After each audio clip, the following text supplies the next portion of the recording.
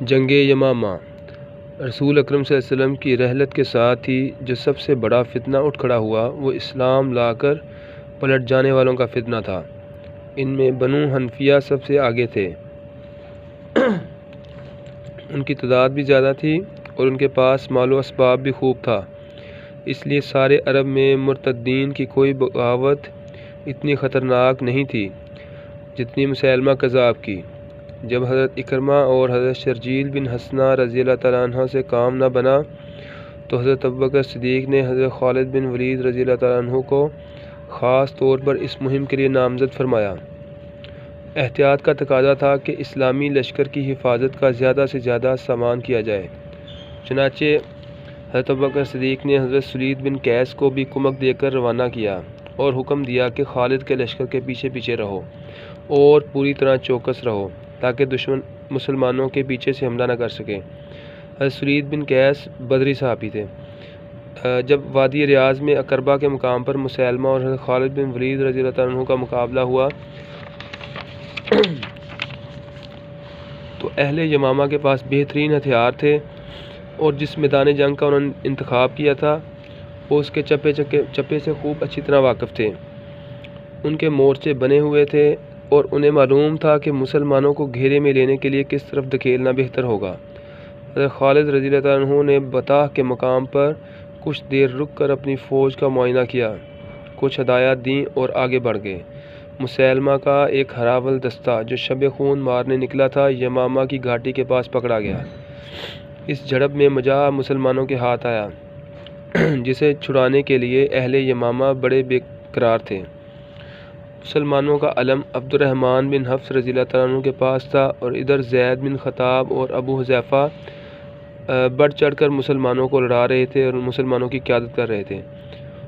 ادھر محکم اور رجال مسیلمہ کے دو بڑے جنرل اپنا سارا زور اس بات پر صرف کر رہے تھے کہ ان کی فوجیں جلد سے جلد حضرت خالد بن ولید رضی اللہ تعالیٰ عنہ کے خیمے تک پہنچ جائیں،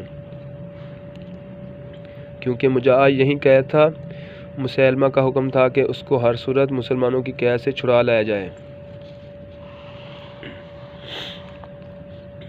لڑائی زوروں پر تھی، کبھی مسلمان اہل یمامہ پر بھاری نظر آتے، کبھی مسیلمہ کی فوج مسلمانوں کو ان کے خیموں تک دھکیل دیتی۔ ایک ایسے ہی مارکے میں دشمن حضرت خالد بن ولید رضی اللہ عنہ کے خیمے تک پہنچ گئے۔ مجاہ ان کی آنکھوں کے سامنے تھا، چاہتے تھے کہ اس کی رسیاں کاٹ کر چھڑا لے جائیں کہ حضرت خالد بن ولید رضی اللہ عنہ اس موقع پر پہنچ گئے۔ خالد سیف اللہ تھے، اہل یمامہ ان کے نام سے ہی گھبراتے تھے۔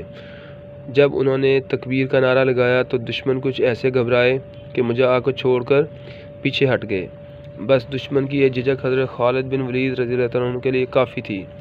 زید بن خطاب، ثابت بن قیس اور ابو حذیفہ برا بن مالک انصاری جو کہ حضرت انس بن مالک کے بھائی تھے، اور ابو دجانہ جو مدینہ کے بہت مشہور پہلوان تھے، ان کو لے کر خالد بن ولید نے جوابی حملہ کیا اور اس زور و شور سے کہ دشمن دبنے لگا۔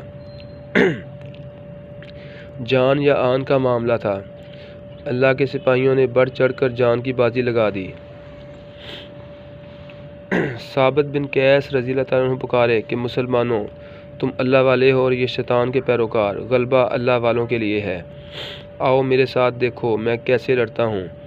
اور مسلمانوں نے دیکھا کہ اللہ کا یہ شیر سپاہی یوں شیروں کی طرح دشمن پر ٹوٹ پڑا جیسے بجلی ٹوٹتی ہے۔ اور ادھر ابو حذیفہ رضی اللہ تعالیٰ عنہ چلائے کہ اے قرآن والو، اپنے عمل سے قرآن کو زینت دو، اور اپنے عمل سے قرآن کو زینت دینے کے لیے جان کی بازی لگا دی۔ اب بنو حنفیہ کے ایک بہت بڑے گروہ نے انہیں گھیر لیا۔ یہاں کیا دیر تھی، چاروں طرف تلواریں مارتے تھے، بپھر کر جب بھی پینترا بدلتے دشمن دہشت سے گر پڑتے۔ یوں اسلامی لشکر ان جالوں کی قوت بازو کے بل بوتے پر آہستہ آہستہ آگے بڑھنے لگا، لیکن بڑی بھاری قیمت پر۔ ابو حذیفہ شہید ہوئے